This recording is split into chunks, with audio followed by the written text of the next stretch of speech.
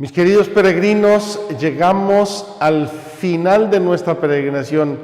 Parece mentira, parece que fue ayer que estábamos iniciando y ya estamos en este viernes que en la tradición popular de la Iglesia se llama el Viernes de Dolores. El viernes antes de la Semana Santa se llama el Viernes de Dolores. Es un día en que la Iglesia contempla especialmente el misterio del dolor de la Virgen María. Entonces, hoy yo quiero invitarles a acompañar a la Virgen Dolorosa.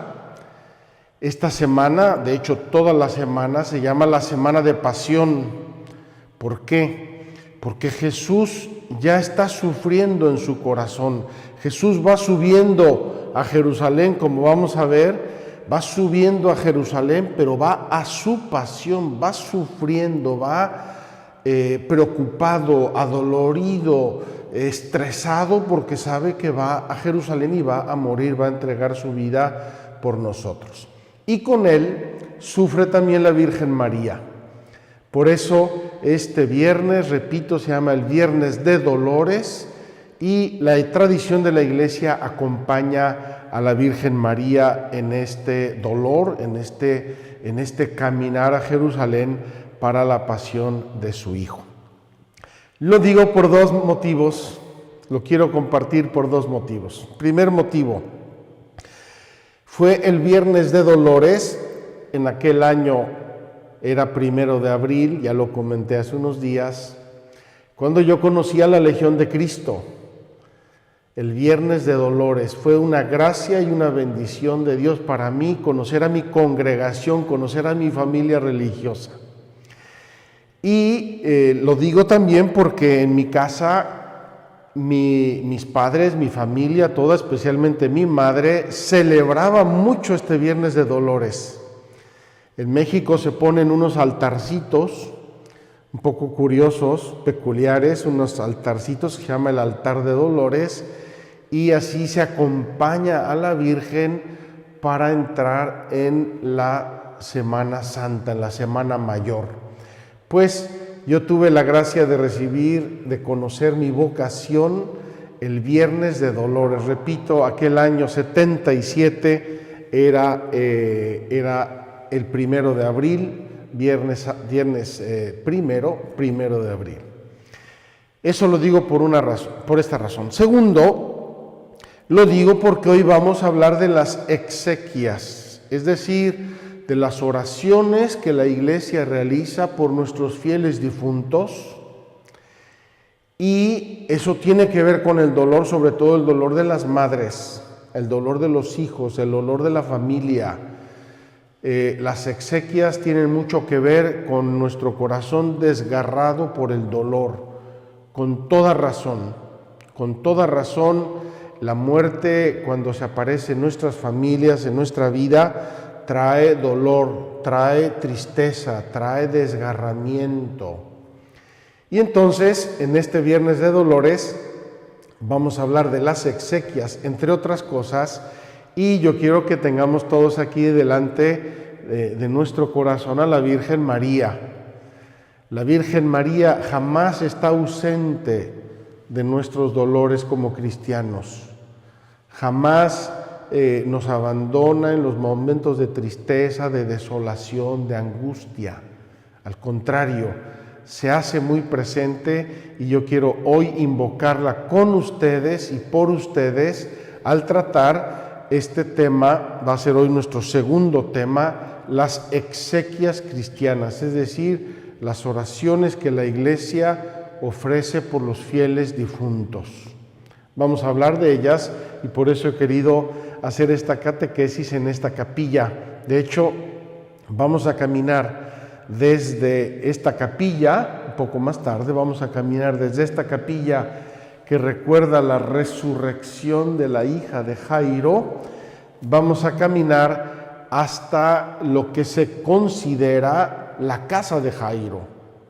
La casa de Jairo. Jairo era el jefe de la sinagoga, probablemente de la sinagoga de Magdala, y por eso vamos a ir a esa casa Si es verdad o no es verdad es secundario para nuestras consideraciones. Quiero hacer también una consideración muy práctica que la verdad hasta ahora se me había olvidado, y es que el domingo de Pascua, ustedes ya tienen el programa de toda la peregrinación y de la Semana Santa. El domingo de Pascua será la clausura de nuestra peregrinación, la clausura. Todavía no sabemos en detalle qué vamos a hacer este año de clausura, pero por si hacemos rifa gratuita, les recuerdo que pueden participar en la rifa solamente aquellos que están registrados en la página de internet de Magdala. No tenemos el modo de hacer la rifa diversamente. Necesitamos una numeración corrida, y esa numeración corrida clara, transparente, igual para todos, solamente podemos sacarla de los registros de la página de internet de Magdala.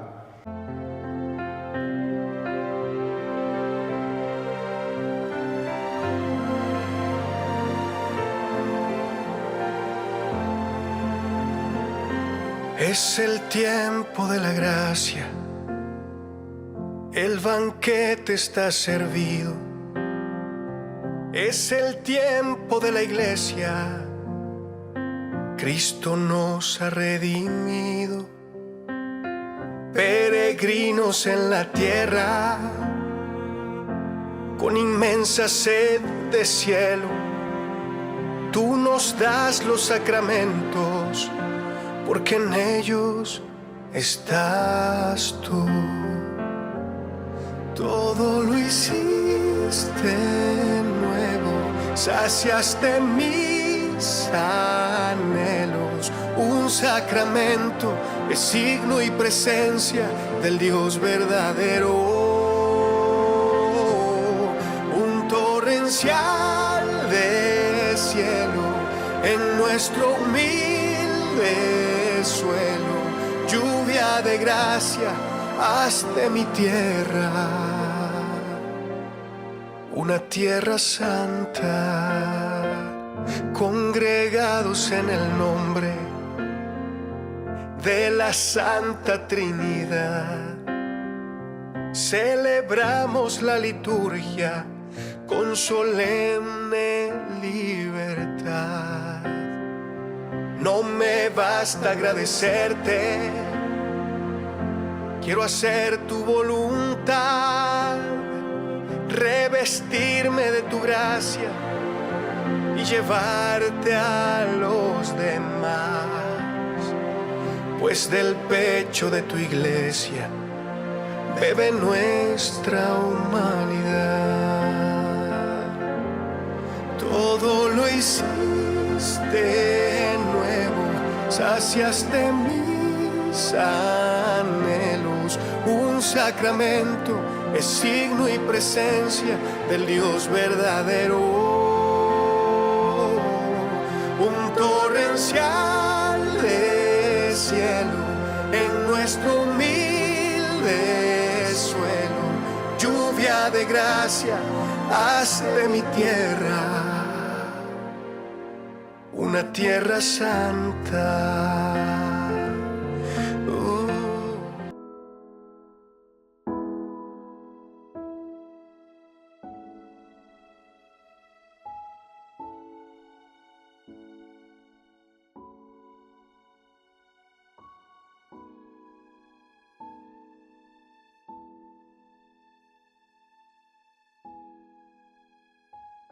Quiero hablarles ahora también de un aspecto práctico que se me había olvidado, no sé por qué. Y me refiero a la clausura de la peregrinación, que como ya saben está en el programa, es el domingo de resurrección, igual que fue el año pasado. El domingo de resurrección tenemos nuestra celebración de la misa de Pascua y también la clausura de la peregrinación. No sabemos todavía exactamente lo que vamos a hacer, pero quiero decirles que si hacemos una nueva rifa como hicimos en las peregrinaciones anteriores, necesitamos que estén registrados en la página de internet de Magdala. Regístrense, los que no se han registrado en la página de internet de Magdala, por favor, regístrense, porque solamente con los registros de la página de internet de Magdala podemos tener una numeración corrida, homogénea, que nos permite hacer la rifa y hacerla bien y hacerla de modo absolutamente igual, justo para todos. Entonces, ya lo hicimos en las peregrinaciones anteriores, quiero recordarlo, quiero que lo tengan bien presente. Los que están registrados en la página de internet de Magdala son los que reciben emails todos los días.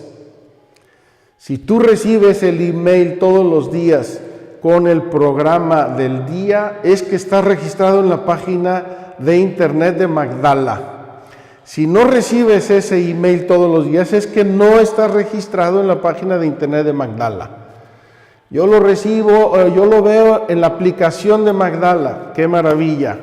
Yo recibo el WhatsApp, qué maravilla. Yo recibo de mi abuelita, qué maravilla. Solamente los que reciben el email de Magdala todos los días son los que están registrados en la página de internet y por lo tanto los que participarán de modo gratuito en el evento final y en la rifa. En el evento pueden participar, pero en la rifa solamente podemos hacerlo a través de la numeración secuencial que se crea en el registro de la página de Magdala, www.magdala.org. Inscríbanse los que no lo han hecho antes para que ojalá les toque algún lindo premio desde la Tierra Santa. Ojalá, hay pocos afortunados, suertudos, pero esperamos que les ayude y que les toque a los que les tiene que tocar. Entonces, Viernes de Dolores, vamos a hablar de las exequias, segundo tema del día de hoy. Vamos a estar acompañados de la Virgen Dolorosa, vamos a agradecerle a la Virgen su acompañamiento a Cristo en la pasión y con esto nos vamos introduciendo ya en la Semana Mayor, en la Semana Santa, que espero que podamos vivir con mucha profundidad y con mucha intimidad este año como el año pasado.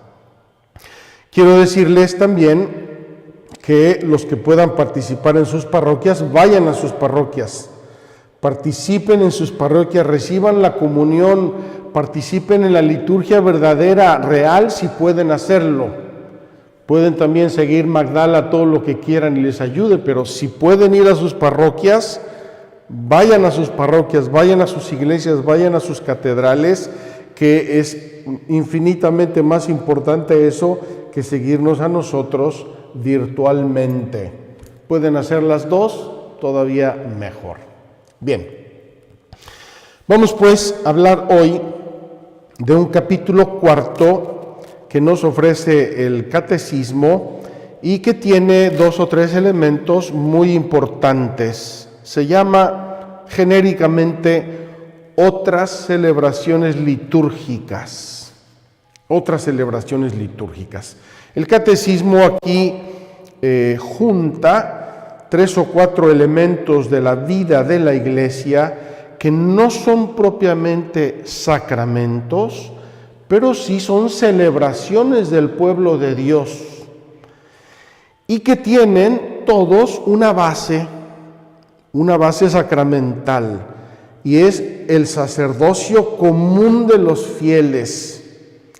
Es decir, nosotros participamos en la liturgia de la Iglesia, aunque no sea estrictamente en los sacramentos, porque somos bautizados, porque tenemos el sacerdocio común de los fieles y por eso tenemos acceso a la intimidad con Dios, a la oración de la Iglesia, a las gracias que Dios nuestro Señor derrama, porque nos reconoce como sus hijos. Somos un pueblo sacerdotal. Y estas cosas que hacemos en el campo espiritual y religioso tienen todo el valor de la vida litúrgica de la Iglesia. Dice así el artículo primero, los sacramentales. Los sacramentales. Si es un término diverso, por algo será. Sacramentos, sacramentales. Vamos a ver cómo lo define el catecismo, porque es muy claro lo que dice aquí el catecismo.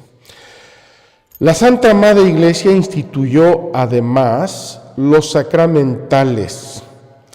Estos son signos sagrados con los que, imitando de alguna manera los sacramentos, se expresan efectos, sobre todo espirituales, obtenidos por la intercesión de la Iglesia. Efectos espirituales obtenidos por la intercesión de la Iglesia. Por ello, los hombres se disponen a recibir el efecto principal de los sacramentos y se santifican las diversas circunstancias de la vida.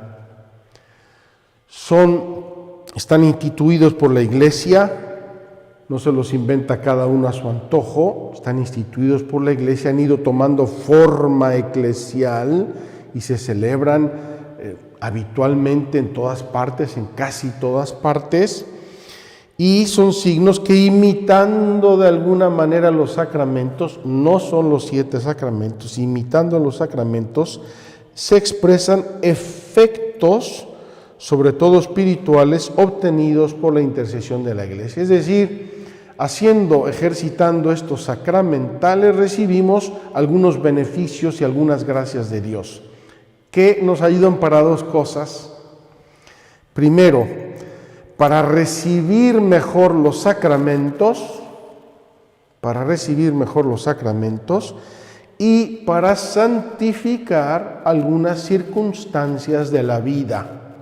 Ahora vamos a ver cuáles son estas circunstancias de la vida.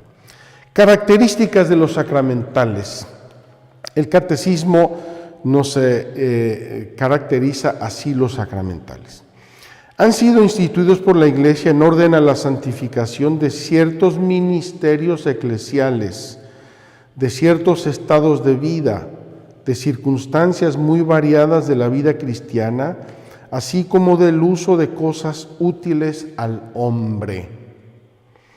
Según las decisiones pastorales de los obispos, pueden también responder a las necesidades, a la cultura y a la historia propias del pueblo cristiano de una región o de una época. Comprenden siempre una oración, con frecuencia acompañada de un signo determinado, como la imposición de la mano, la señal de la cruz, la aspersión con agua bendita, que recuerda siempre el bautismo. Dice aquí, necesidades a la cultura y a la historia de algún pueblo cristiano. Vamos a pensar que hay un pueblo cristiano que es completamente rural, un pueblo rural.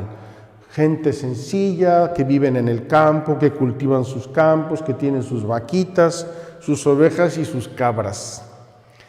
Este pueblo probablemente tenga un sacramental, la bendición de los campos. Fíjense, no es un sacramento. Van a bendecir sus campos porque viven de los campos, trabajan en el campo, ahí reciben los beneficios de Dios y bendiciendo los campos, le están diciendo a la Iglesia que bendiga su ambiente y con ello su trabajo y con ello su vida y con ello los prepara a ser mejores personas y mejores cristianos. Un ejemplo clarísimo, la bendición de los campos. Los sacramentales proceden del sacerdocio bautismal, es decir, del sacerdocio común de los fieles. Todo bautizado es llamado a hacer una bendición y a bendecir. Todos nosotros tenemos que ser bendición para los demás y tenemos que bendecir a los demás. Bendecir, decir bien, bendecir a los demás. Por eso los laicos pueden presidir ciertas bendiciones. En mi casa, la bendición de la mesa la hacía siempre mi mamá. En cambio, mi papá rezaba el rosario. ¿verdad? Y así en cada casa, en cada ambiente, en cada familia, los laicos bendicen las cosas para agradecerle a Dios, para encomendarle a Dios, para que Dios nuestro Señor nos permita que sean un medio de santificación, aunque no sean estrictamente sacramentos. Para la presidencia a ciertas bendiciones de eventos eclesiales o sacramentales, se requiere la presencia de un ministro ordenado. Los sacramentales no confieren la gracia del Espíritu Santo a la manera de los sacramentos, pero por la oración de la Iglesia preparan a recibirla y disponen a cooperar con ella. Esto es importantísimo. Los sacramentales nos preparan para los sacramentos. Un error gravísimo sería sustituir. Yo prefiero un sacramental que un sacramento. Error garrafal. Un sacramental podría ser las procesiones. Las procesiones religiosas nos ayudan al fervor cristiano, nos hacen amar a Dios, nos unen como pueblo, nos hacen orar juntos, pero 1000 procesiones no equivalen a una santa misa. Ya el libro de la imitación de Cristo se lamenta de que hay gente que recorre no sé cuántos miles de kilómetros por ir a venerar una reliquia. Dice, en vez de recibir la Santa Comunión en tu parroquia. Entonces, no tenemos que confundirnos. Los sacramentales están aquí y los sacramentos están aquí, en un nivel completamente diverso de conferimiento de la gracia de Dios. No voy a abundar más en esto, creo que está dicho fundamentalmente. ¿Cuáles son algunas formas de sacramentales? Las voy a enumerar, algunas formas. Primero, todas las bendiciones, la bendición de la mesa, la bendición de un negocio, la bendición de un trabajo, la bendición de una familia, la bendición de un recién nacido. Las bendiciones en general son formas de sacramentales.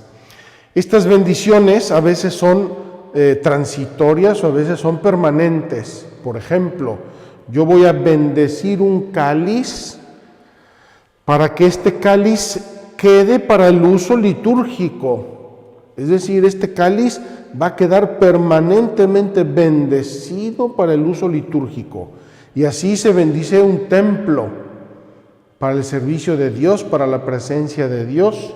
Es una bendición permanente. Igual que se bendicen las medallas, los objetos religiosos se bendicen porque se van a usar para la oración, se van a usar para el diálogo con Dios. Van a expresar la presencia de Dios, las imágenes de Dios. Es bueno bendecirlas. A mí me motiva mucho cuando a veces regalo rosarios u objetos religiosos, la gente me pregunta inmediatamente, Padre, ¿ya está bendito? A veces no, se lo bendigo.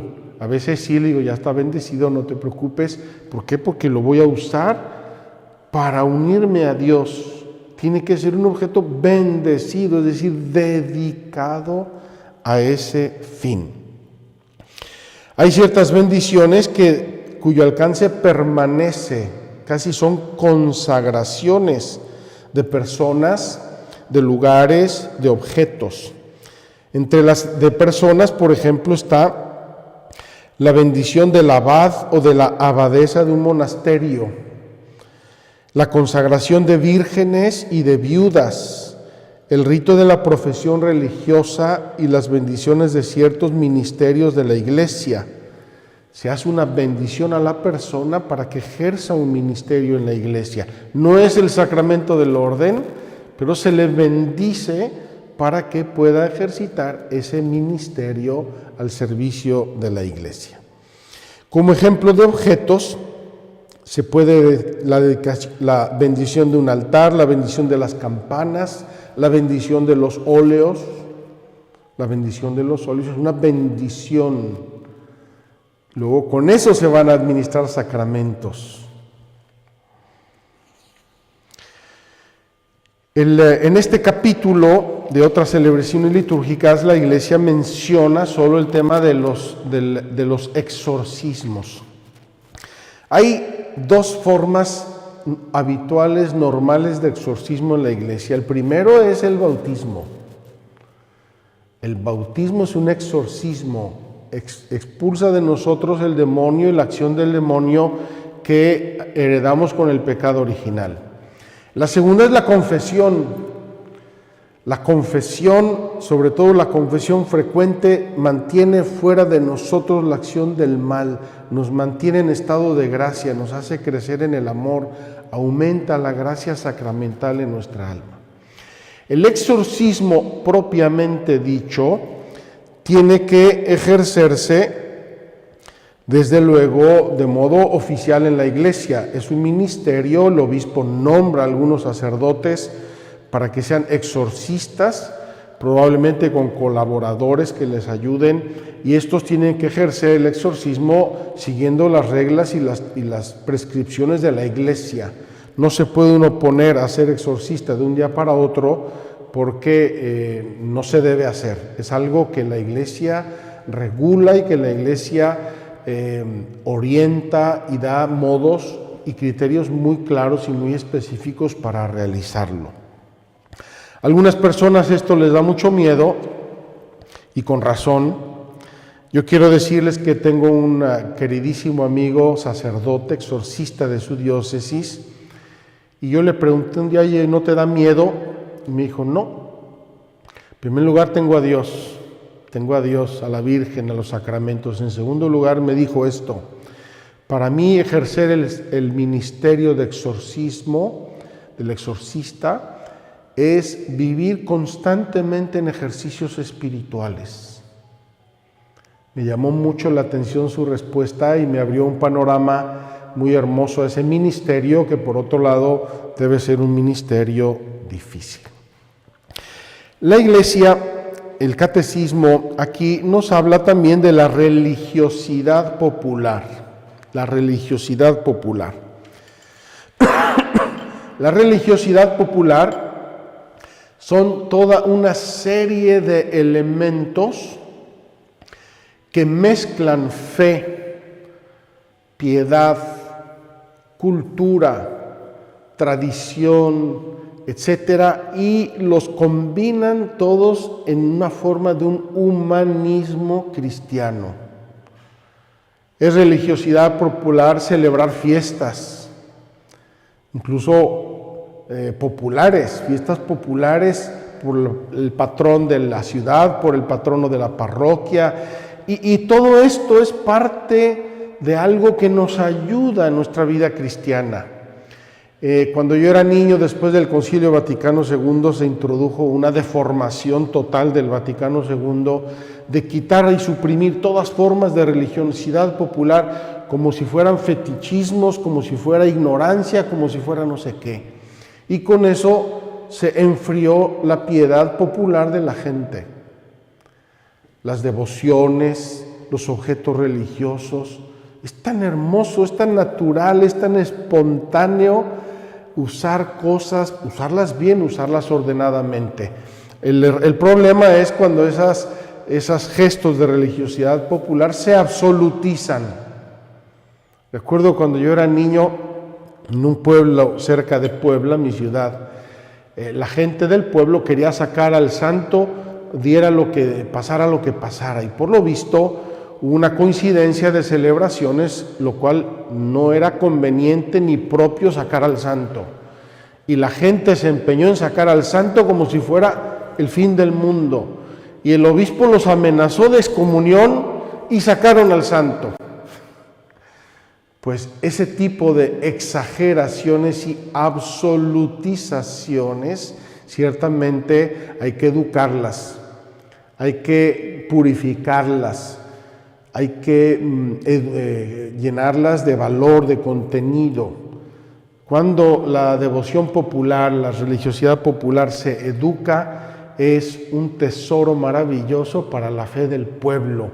Qué hermosos esos pueblos alegres, festivos, que celebran con amor, con pasión y que tienen tantas expresiones de su fe. Pienso en Andalucía, en España, por ejemplo, esas romerías, esas fiestas, la Virgen del Rocío, tantas cosas hermosísimas que están trenzadas completamente con su historia, con su cultura, con su carácter, con su piedad y con muchas cosas más. Pues la Iglesia dice que todo eso forma un humanismo cristiano.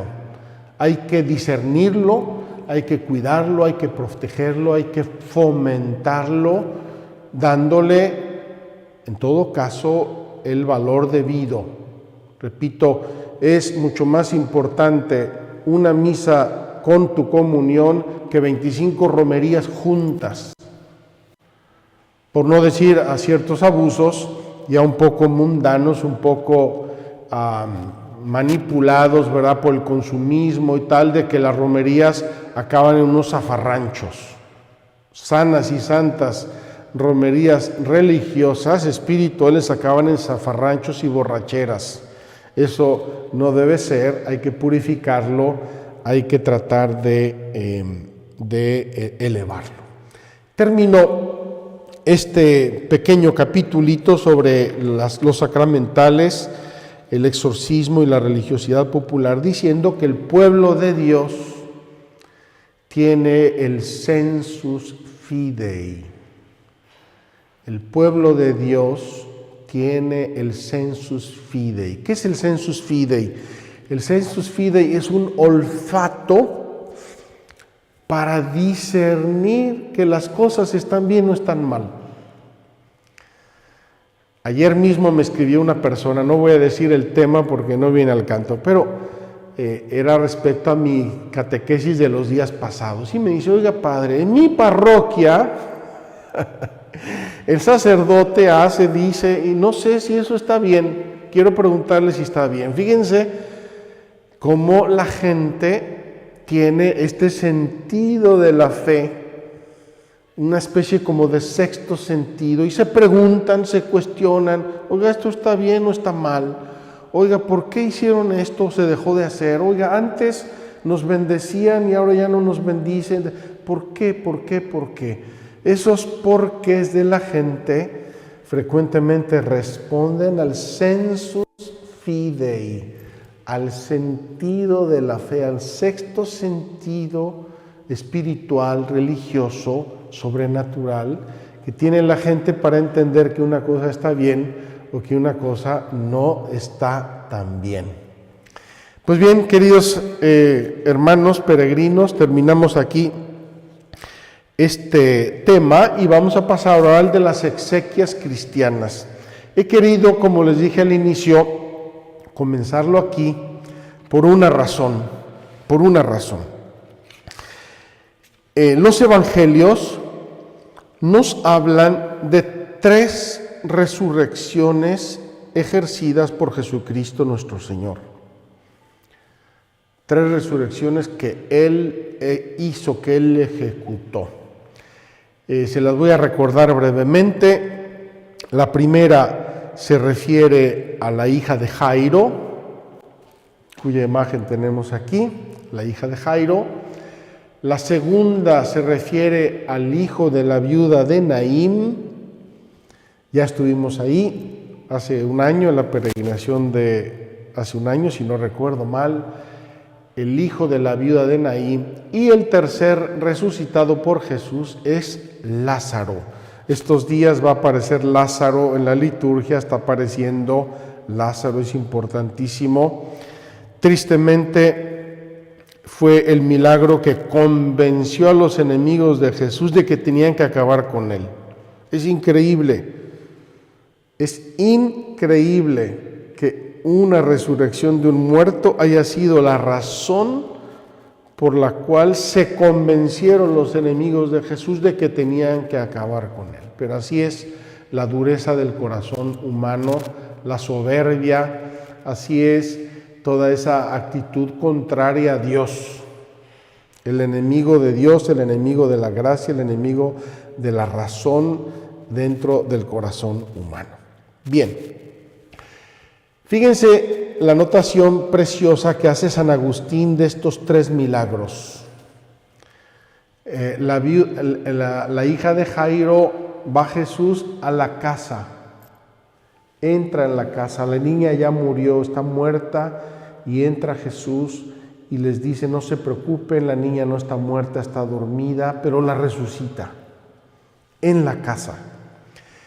El hijo de la viuda de Naín lo están llevando al cementerio, están camino del cementerio y ahí se encuentra Jesús con este cortejo fúnebre, y Jesús viene con sus discípulos y ahí resucita Jesús al hijo de la viuda de Naín. Y el tercero, Lázaro, ya está en el sepulcro. Es interesantísimo este movimiento, muerto en la casa, la hija de Jairo, camino del cementerio, el hijo de la viuda de Naín, enterrado en el sepulcro, Lázaro. Fíjense qué interesante este movimiento, porque lo va a recoger la liturgia de la iglesia.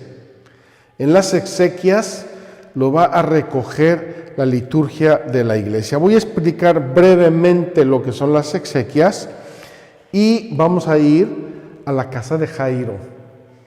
Vamos a ir y vamos a ver las ruinas de lo que probablemente era esta casa, las ruinas, el lugar donde quizá Jesús realizó este milagro de la resurrección de esta niña de 12 años. ¿Qué son las exequias? ¿Qué son las exequias cristianas? Las exequias cristianas son las oraciones que el pueblo cristiano, que la iglesia hace por nuestros difuntos. Entonces, fíjense bien, importante. Todos los sacramentos, principalmente los de la iniciación cristiana, tienen como fin último la Pascua definitiva del cristiano. ¿Para qué me bauticé? ¿Para qué me confirmé? ¿Para qué recibí la comunión? Sí, para vivir mi vida cristianamente, pero el fin último es prepararme a la Pascua definitiva.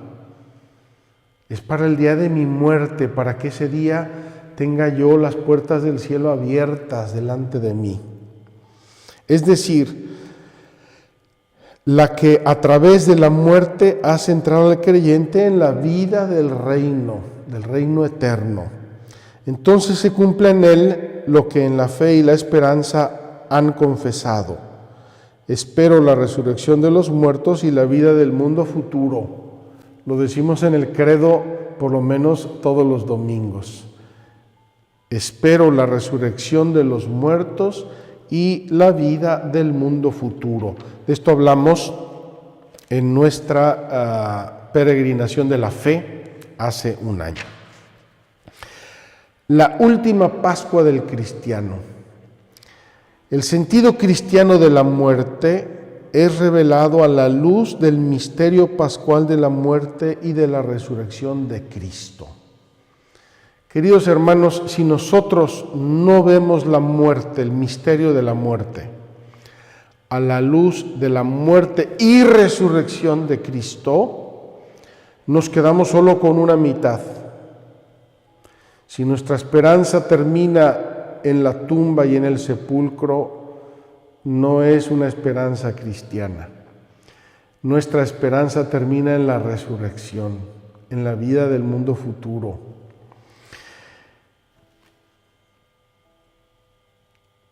Repito, el sentido cristiano de la muerte revelado a la luz del misterio pascual de la muerte y de la resurrección de Cristo, en quien radica nuestra única esperanza. El cristiano que muere en Cristo Jesús sale de este cuerpo para vivir en el Señor. Ya sabemos qué pasa cuando uno muere. Cuando uno muere, por cualquier motivo, es cuando el alma se separa del cuerpo, como principio vital del cuerpo, se separa de él y vive en el Señor. Se va a la eternidad, a la vida en Cristo definitiva. y el cuerpo se descompone. ¿Por qué? Porque le falta el principio vital. Le falta el principio vital. El día de la muerte inaugura para el cristiano el término de su vida sacramental. Cuando una persona muere y se constata que ya murió, que está bien muerto, ya no se le administran sacramentos. Si hay dudas, sí, se le puede administrar algún sacramento sub conditione, es decir, en la esperanza de que todavía hay algo de vida y lo pueda recibir. Pero si ya murió, ya no se le pueden administrar sacramentos. Se reza por él, se celebran las exequias, pero ya no se le pueden administrar sacramentos. La plenitud de su nuevo nacimiento comenzado en el bautismo, la semejanza definitiva a imagen del Hijo, conferida por la unción del Espíritu Santo y la participación en el banquete del reino anticipado en la Eucaristía, aunque pueda todavía necesitar últimas purificaciones para revestirse de la túnica nupcial. Es decir, muere, se termina su vida sacramental, no más sacramentos. Entonces, está en Cristo, probablemente tenga necesidad de pasar por una purificación, dice aquí, el purgatorio, lo que nosotros sabemos, pero va al cielo. No queremos ni pensar en este momento en una posible condenación. La Iglesia, que como madre ha llevado sacramentalmente en su seno al cristiano durante su peregrinación terrena, lo acompaña al término de su caminar para entregarlo en las manos del Padre. Estas son las exequias cristianas. La Iglesia, la comunidad de los creyentes, a través de su sacerdote, de la familia, los parientes, la comunidad parroquial, la comunidad religiosa, entrega al difunto en las manos del Padre. La Iglesia ofrece al Padre en Cristo, al Hijo de su gracia, y deposita en la tierra con esperanza el germen del cuerpo que resucitará en la gloria. Esta ofrenda es plenamente celebrada en el sacrificio eucarístico. Las bendiciones que preceden y que siguen son sacramentales. Es decir, normalmente, si se puede y si hay ministros, cuando una persona muere se celebra su misa, una misa en la cual se recomienda el alma a Dios, se le entrega a Dios Padre el alma del hermano que acaba de morir o de la hermana que acaba de morir. Y lo demás que se hace en el cementerio o en la casa o donde sea, son sacramentales. Son sacramentales, son bendiciones, son oraciones, es la recomendación del alma, es la liturgia de la palabra, es lo que sea, son sacramentales para acompañar a este hermano en su camino a la eternidad. Voy a leer ahora el texto de Jairo y vamos a casa de Jairo y ahí terminamos las últimas reflexiones sobre nuestra catequesis de hoy. Dice así el Evangelio de Marcos en el capítulo 5, 21 y siguientes. 5, 21 y siguientes. Jesús pasó de nuevo en la barca a la otra orilla y se aglomeró junto a él mucha gente. Él estaba a la orilla del mar. Llega uno de los jefes de la sinagoga llamado Jairo y al verle cae a sus pies y le suplica con insistencia diciendo: mi hija está a punto de morir. Ven, impón tus manos sobre ella para que se salve y viva. Y se fue con él y le seguía un gran gentío que le oprimía. Entonces una mujer que padecía flujo de sangre desde hacía 12 años y que había sufrido mucho con muchos médicos y había gastado todos sus bienes sin provecho alguno, antes bien yendo a peor, habiendo oído lo que se decía de Jesús, se acercó por detrás entre la gente y tocó su manto. Pues se decía: si logro tocar su manto, si logro tocar aunque sea solo sus vestidos, me salvaré. Inmediatamente se le secó la fuente de sangre y sintió en su cuerpo que quedaba sanada del mal. Al instante Jesús, dándose cuenta de la fuerza que había salido de él, se volvió entre la gente y decía: ¿Quién ha tocado mis vestidos? Sus discípulos le contestaron: ¿Estás viendo que la gente te oprima y preguntas: ¿quién me ha tocado? Pero él miraba a su alrededor para descubrir a la que lo había hecho. Entonces la mujer, viendo lo que le había sucedido, se acercó atemorizada y temblorosa. Se postró ante él y le contó toda la verdad. Él le dijo: hija, tu fe te ha salvado. Vete en paz y queda curada de tu enfermedad. Mientras estaba hablando, llegan de la casa del jefe de la sinagoga unos diciendo: tu hija ha muerto. ¿A qué molestar ya al maestro? Jesús, que oyó lo que le habían dicho, dice al jefe de la sinagoga: no temas, solamente ten fe. Y no permitió que nadie le acompañara, a no ser Pedro, Santiago y Juan, el hermano de Santiago. Llegan a la casa del jefe de la sinagoga y observa el alboroto, unos que lloraban y otros que se daban grandes alaridos. Entra y les dice: ¿por qué alborotáis y lloráis? La niña no ha muerto, está dormida. Y se burlaban de él.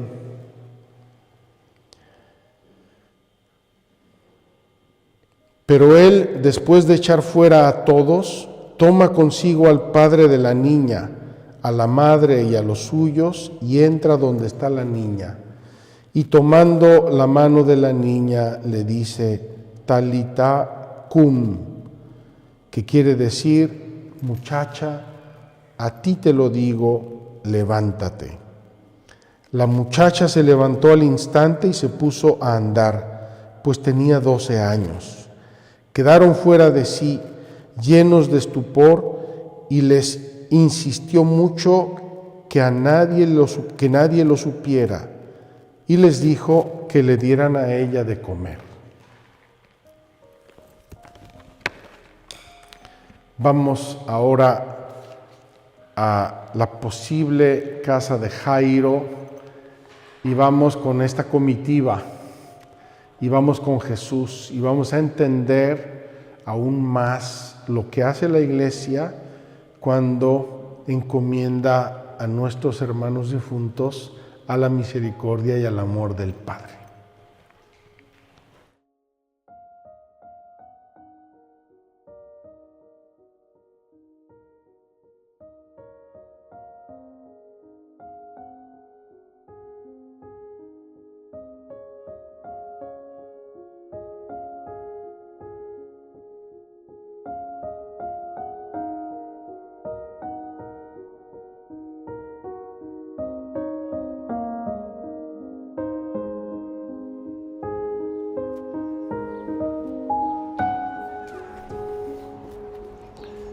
Mis queridos peregrinos, vamos aquí acompañando a Jesús, acompañando a la comitiva de los apóstoles y al gentío que van a la casa de Jairo. Probablemente algunos con curiosidad, otros con morbo, otros con una santa expectación. Seguramente muchos con fe, también acaban de ver el milagro de la hemorroísa y ven aquí también o esperan ver un milagro por la fe de Jairo y por la fe de su familia. Estamos encaminándonos a la casa de Jairo, que es una habitación que está al lado de la sinagoga. Lo vamos a ver ahora, y si ahí fue la casa de Jairo, efectivamente, seguramente ahí fue el milagro de la resurrección de la hijita de Jairo. Vamos a pedirle a Dios porque Este tema de la muerte sigue siendo para nosotros, a pesar de nuestra fe, un tema doloroso, un tema inquietante. Ojalá que con esta peregrinación de la gracia lo veamos cada vez más como un paso normal en la vida, un momento que nos acerca a la eternidad, la puerta de la vida eterna, el encuentro definitivo con Dios, y no solo el dolor o la incertidumbre que puede causarnos. Como les decía, la Iglesia recoge del Evangelio esos tres momentos y por eso tiene oraciones en tres circunstancias. Primero, en la casa. Van a recoger a la casa a la persona difunta, ahí encuentran a la familia, les invitan, la Iglesia le invita a la confianza, al abandono, al sentido sobrenatural, etc. De ahí la liturgia, la Iglesia nos invita a movernos a la iglesia. En la iglesia normalmente se celebraría la Eucaristía, donde se encomienda a la persona difunta a Dios, a la misericordia de Dios, a la gracia de Dios. Y de ahí se va al cementerio, donde se dice el último adiós, que significa precisamente encomendar a Dios a la persona difunta. Mis queridos peregrinos, aquí tenemos tres habitaciones que están anexas a la sinagoga. Tres habitaciones, 1, 2 y 3, que según los arqueólogos y entendedores probablemente era la casa de el jefe de la sinagoga. Y con el Evangelio de San Marcos en las manos, el jefe de esta sinagoga pudo haber sido Jairo. Les voy a enseñar una cosa que sacó a la luz aquí, la lluvia. Al caer la lluvia, salen del terreno, salen fragmentos de vasijas, probablemente las que usaban para cocinar, para tomar agua, para vender, para mantener sus alimentos, sus granos o algo. Aquí salen tranquilamente de la tierra, salen por la lluvia. Vamos a ver si esto lo rifamos el día de la rifa, porque imagínense de la casa de Jairo tener un fragmento de vasija que tal vez incluso haya estado en manos de Jesucristo, o de Jairo, o de María Magdalena, yo sé de quién. Aquí está, aquí los vamos a dejar. Terminamos pues aquí el tema de las exequias. Dice así el catecismo: las exequias cristianas son una celebración litúrgica de la Iglesia. El misterio de la Iglesia pretende expresar también aquí la comunión eficaz con el difunto. La persona difunta no es ajena a nuestra vida espiritual y a nuestra relación con Dios. La encomendamos al amor de Dios. Estamos unidos por la unión de la comunión de los santos. Y por esa comunión de los santos nosotros pedimos por nuestros difuntos e imploramos para ellos la misericordia y la gracia de Dios. Queridos amigos, queridos peregrinos, es hermoso terminar aquí hoy nuestra peregrinación. Queda solo la misa de mañana y la adoración de mañana, que por cierto, mañana vamos a invertir. Va a ser primero la misa y después la adoración final de este sábado, y con eso entramos a la Semana Mayor, a la Semana Santa. Imagínense que esta casa haya sido efectivamente la casa de Jairo, jefe de la sinagoga. Probablemente aquí donde estoy yo, Jesús resucitó a esa niña preciosa de 12 años. Vamos a confiar en que el misterio de la vida y el misterio de la muerte se entrelazan en el misterio pascual de Cristo. Misterio pascual de Cristo que estamos a punto de celebrar con toda solemnidad, con todo gozo, con toda alegría, con toda la iglesia en la Semana Santa, en la Semana Mayor. Nos vemos en la misa y mañana sábado terminamos nuestro recorrido de esta peregrinación y con ello entramos en la Semana Santa. Que Dios los bendiga.